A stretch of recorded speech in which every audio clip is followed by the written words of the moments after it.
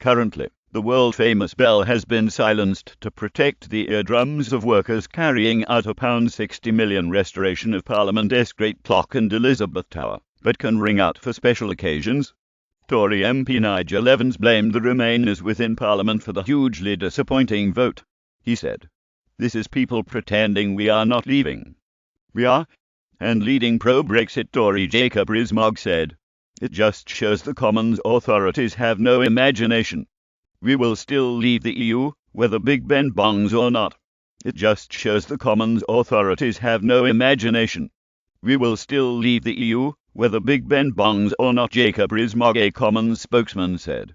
As previously announced, during refurbishment works, Parliament's specialist clockmakers will ensure Big Ben will still strike for important national events such as Remembrance Sunday and New Year's Eve.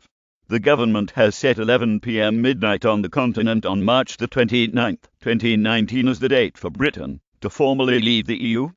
But as the UK will be tied to existing EU rules until at least the end of 2020, December 31 of that year could be when Big Ben finally celebrates fulfilling the promise of the 2016 referendum.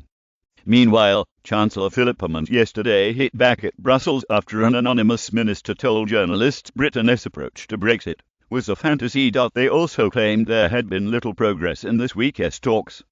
Jetith Commons voters seen as a resistance against Brexit by Remainers, but Emma Hammond said, "We are having very constructive discussions. Everybody I have engaged with has been keen to move forward. We are conscious of the ticking clock and the need to make progress for the June European Council, and that is what we are here to do."